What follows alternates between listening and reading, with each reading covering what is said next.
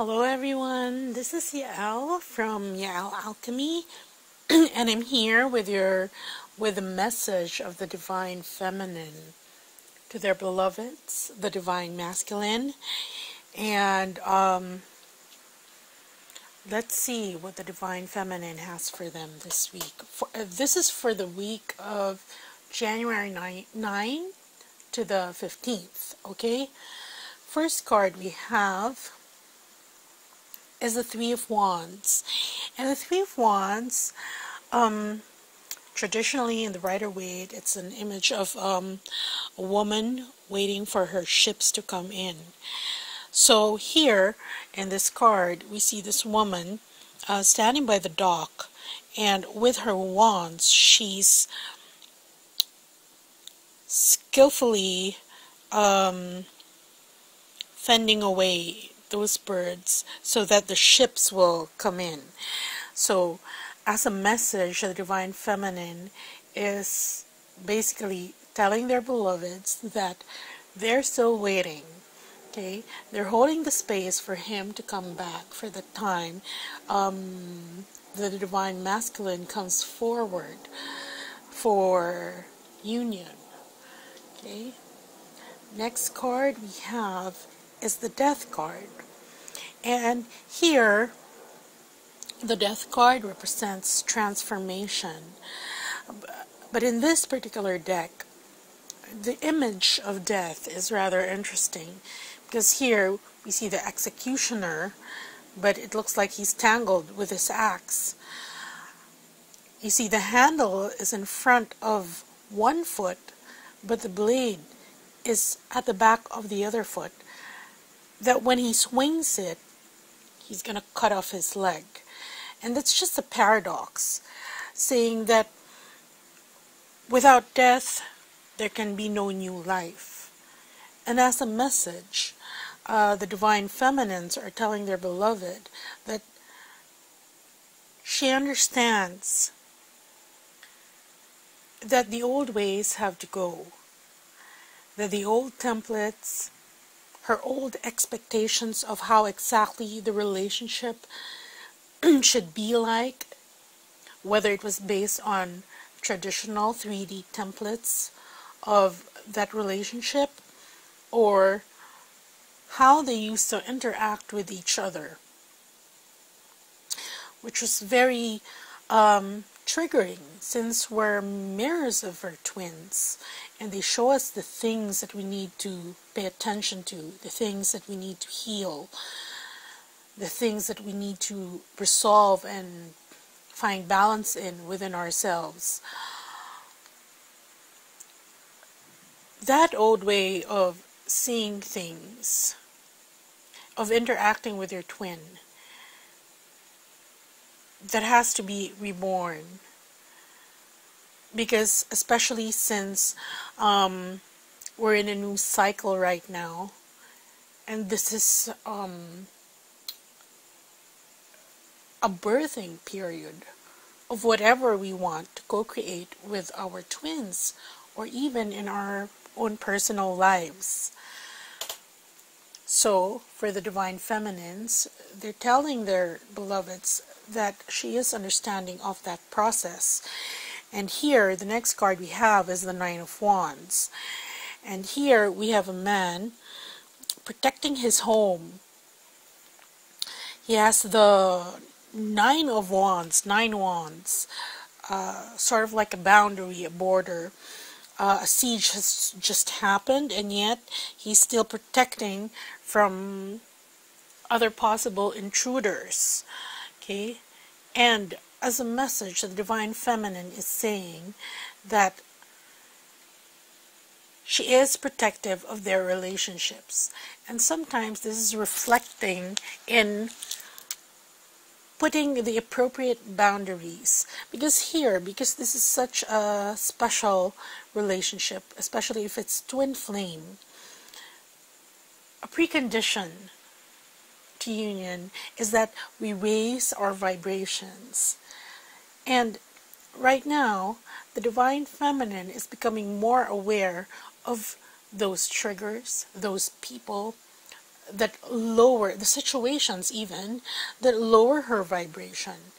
And so now, because she is protective of the impending union, if you aren't in union yet, and of her gains when it comes to her ascension progress, she's putting up the appropriate boundaries because it's needed. That's why you have, if you're a divine feminine and you're listening, or even if you're a divine masculine, because it goes both ways, that you have to protect your boundaries, you have to protect the level, the strength of your vibration.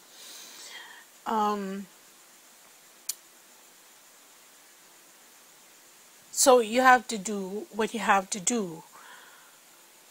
Maybe it means lessening contact with some other people. Maybe it means really cutting off access to you by other people. But the divine feminine is cognizant of that. And she's reassuring her divine masculine that that protective barrier won't be breached. That she's keeping that space, her love, even her purity, okay, the purity of her intent, her love, intact, while waiting for her divine masculine, who will be given access to that home that she is building and protecting for the both of them. The next card we have is the Four of Swords. And the Four of Swords, you know, knights, they always go into battle, but there's a time wherein they have to rest. And this is representative of the rest card. Okay, so it's saying, the divine feminine is saying that she's going to choose her battles, you know, because here it comes after this wherein, you know, there's been a siege. Some people, especially this may not resonate with all of you, but some twins have been dealing with or challenged with negative energies, entities, and all that. And they've successfully, or they are in the process of successfully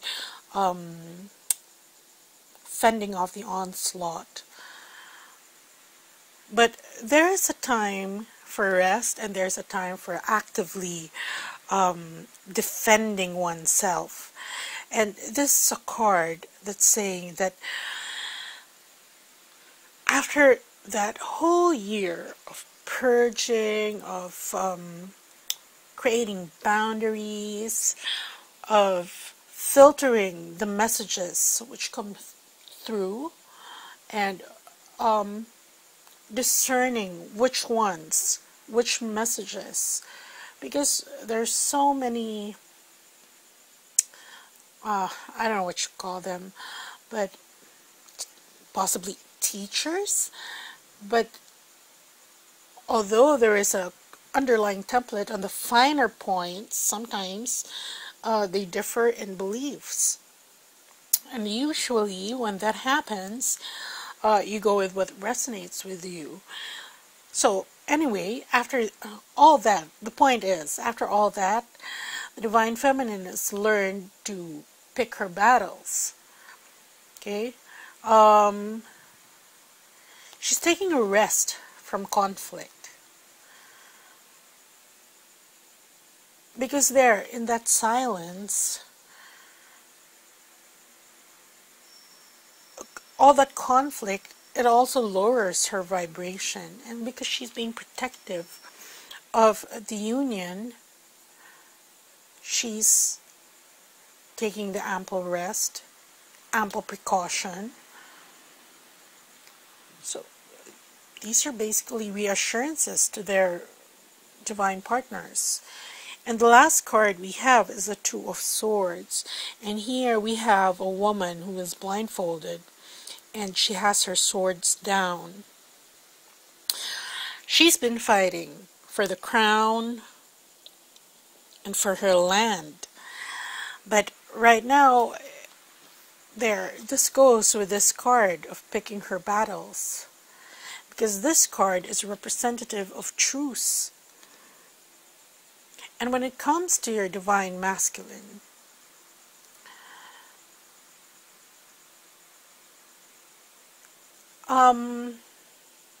the feedback I've gotten for those who have been in union or like just past the holidays is that interaction with their twin, well, it's either or. Either it was, because it depends on what stage you are in your journey. But a lot of them, the feedback was that they've gotten into some sort of conflict. It may not be an all-out argument with your twin if you're in contact with them. But it's, how do you say it? It's a non-meeting of the minds. It's something that you disagree on. But this card is saying that the divine feminine is open to a truce. She's putting her swords down. She doesn't want conflict anymore. She's tired of the battle. And so that's why she's resting.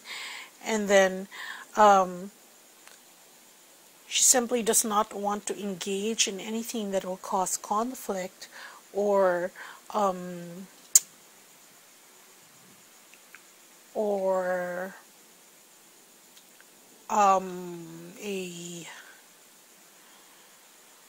lowering of the vibration that the both of you generate. And you're gonna feel it. Okay? So all in all, the message of the divine feminine is one that's a very understanding. It's a very well balanced. Okay? On the one hand, she is understanding. She's holding space, understanding of the process, protecting her own boundaries, all going with the holding space theme. And then here, when it comes to her identity, that's what's coming to me now, or how she defines herself, she's picking her battles. She's taking a rest and looking for peace, a place wherein there's no conflict. And if there is an actual, headbutting going on in there or an exchange of words, she's open to just peace, truce, calling a timeout. And at the bottom of the deck, see here, the underlying energy of the message of the divine feminine is the Ten of Cups. Why is she going through all that? Ten of Cups, completion, emotional completion. Okay. You've gone through all the cups from the Ace of Cups until the 10th. All the cups are filled. Okay. On the one hand, it's starting another journey because this is a 1 year. So that's why she's putting a rest to old battles, looking for a truce, so that they enter a new cycle, coming from this place of contentment, happiness, joy, or leading to this place. That's why she's doing this, because again, that's where we're going to. And here, underlying this card is the Temperance card. And here we have a woman with her head in the water, but her hands are behind her back, and she's balancing the 2 cups of liquid quite deftly. So there, again, she's keeping balance to this end. That's why even in the cards here, she's telling the Divine Masculine that her actions, her understanding of where they are in the process comes from a bigger perspective right now. She's not only after winning battles, these battles that, these sieges, but an overall view. And let's see this is the challenge that she has. This is the scythe, okay? And this is an agricultural tool primarily to cut away the grass when you want to harvest the wheat. And this goes to this card. This is closely related to this card, which is the Protecting the Boundaries card. It's part of protecting the union that she may have, because this card is very quick. The scythe is very sharp, okay? So, right now, having been more enlightened about the way energy works, she's more assertive when it comes to cutting people off, cutting situations off, and not drawing energy from those situations that just deplete your energy instead of adding to it, generating more positive energy from it. But this is a challenge card, so for the Divine Feminines, that could be your challenge. Because sometimes, yes, you do get sentimental. This is when it comes to other people, okay?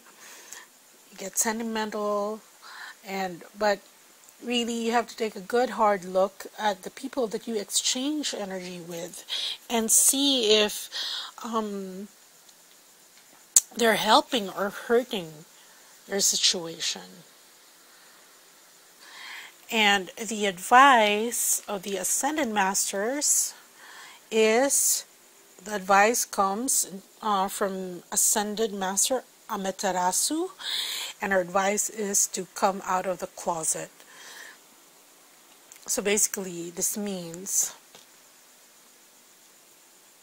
you have to stand in your ground. You have to know why you're doing this. What is your ultimate motive for wanting to keep your energy, your vibration at a high frequency, okay? Because once you admit to yourself that being a twin, it's not just, you and your Divine Masculine, you're twins, and it ends there. That's not the case. When you admit to yourself the entirety of the path, the mission, what it means to be a twin, then you're going to know that sometimes this will be needed. Because our work on a planetary level, what we need to do in order to help other people ascend, and not just to come into union, that would be a byproduct of the general mission order, so to speak. then you'll come to the realization that this is necessary, because this journey is not for the faint-hearted. If all you're concentrating on at this point in time is getting into union with your twin, then that would be a signal that you need to further imbibe what it really means to be a twin. Okay? Because you have to get to a point wherein your existence in 3D, in the planet, with the people you interact with, being the way that you are affects how they relate to other people. It's like Pay It Forward, if you watch the movie. So this is basically what the advice is. Okay, come out of the closet. You can take it literally, but what Spirit is telling me is to fully embody what it means to be a twin and what you're supposed to do during your time here on Earth. Okay? So, that's what I have for you. If this is a general reading, if you'd like a personal reading, please get in touch with me through the website. Thank you for all those who've liked, shared, subscribed my videos, and who've gotten personal readings with me. It was a pleasure to be working with you. And I do have New Year boosters up, special offers for the month of January. I have a New Year booster to help you get going for this year. Very important, since right now we're in the energies wherein we establish what we want to manifest for the next cycle. So it's best to get to the best possible vantage point to start that. And then I do have the Ascension Booster to help you raise your vibration and help you ascend further, get further enlightened, and the Protection Booster for those who need to shore up their defenses. Okay? These Reiki healing sessions are done with divine healing codes. They offer quantum healing. And if you might think that you're interested in that, please do visit the website. I have the details below. Okay, so have a great week ahead. I'll see you next week. Bye.